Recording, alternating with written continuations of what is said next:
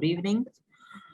We are Group 3 from 3401 Analytical Chemistry. I am Tian Quang Lee with my group members Hudakil, Amy Olivia Piest, and Calvin Manasseh. Today, we are going to discuss about indoor pollutions. Indoor pollutions. I will first touch on the types and sources of pollutants. First of all, asbestos.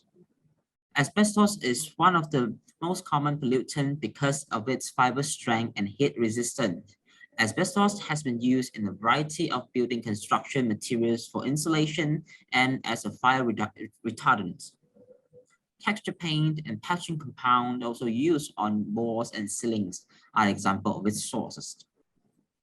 Secondly, volatile organic compound is said to be one of the major causes of indoor pollutions. Volatile organic compounds, or VOCs, are emitted gases from certain solids or liquids. VOCs including a variety of chemicals, such as paints, paint strippers, and other solvents, wood preservatives, aerosol sprays, cleansers, and disinfectants, some of which may have short and long-term adverse health effects. Thirdly, formaldehyde. Formaldehyde is a colorless, flammable gas at room temperature and has a strong odor. Formaldehyde is found in resins used in manufactures of composite wood products. For example, hardwood, plywood, particle board, and medium density fiberboard. And last but not least, the lead. Lead in household dust resulted from indoor sources such as old lead-based paint on surfaces that are frequently in motion or bumped or rubbed together, such as window frame, deteriorating all lead-based paint on any surface, home repair activities, tracking lead contaminated soil from the outdoor into the indoor environment, or even from lead dust on clothing worn at a job site. I'll pass the presentation to Amy. Compounds in fresh air are circulated in air conditioning system. Air conditioner recycle air that is already present in our home. Then that is why fresh air is decreases in the room. Secondly, synthetic fuels and chemicals are being used in buildings for indoor construction and decorating purposes. For example, when someone wants to paint the wall in a building, the smell will spread throughout the room, and then it will lead to pollution. Paint products contain high organic compounds, which are odorant and can present other exposure concerns. Lastly, pesticide cleaning agents, air freshening, and dust from cooking are other sources of problems.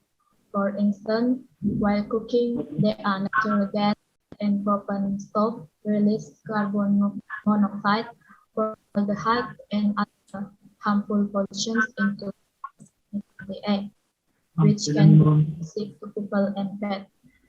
That's all, and this presentation will be continued by Akil.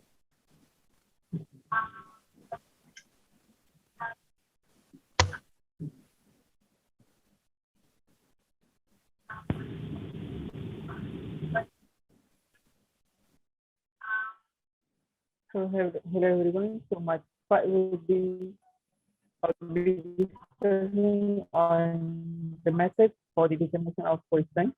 So for the one of the common method is asbestos, which is to detect is a airborne asbestos, open phase of mild cellulose is the field is used. So the sampling rate is around 2.5 liters per minute. So the second method commonly used in the industry is volatile organic compound. This is basically a thermal desorption cube, which is analyzed by the gas chromatography through mass selective detector, GC or MSD. So the sampling rate is around 0.07 or 0.1 liter per minute. So the third method used is formaldehyde. Formaldehyde is basically a radical diffusive sampler, which is filled with 2,4-dinitrotoluene, which is analyzed by the liquid chromatography with detection by UV absorption. So basically, the sampling duration will take around 2 weeks. So the fourth method being used is leaf. So which is airborne leaf with a mix of cellulose ester filter.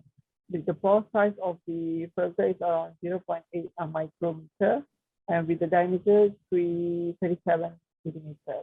So which is analyzed with the variant GTO 100 model graphite, and also this method is basically based on the NIOSH method, and the surface rate collected with the red pictures based on NIOSH method, and the with the sampling rate around 4 liters per minute.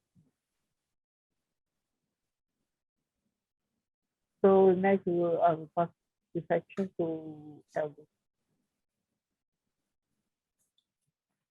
As for the part B, as the outcome of the conducted survey on indoor air pollution, generally the respondents are from pegawai, technique, and also from students.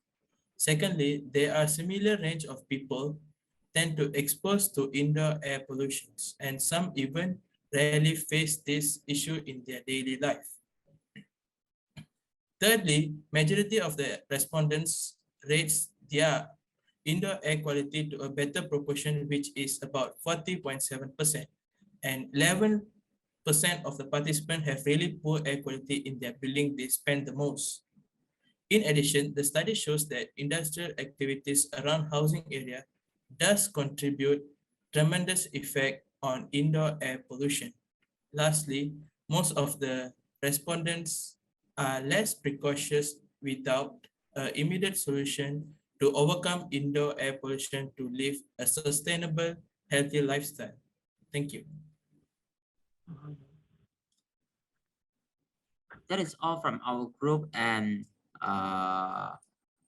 that's it. Thank you.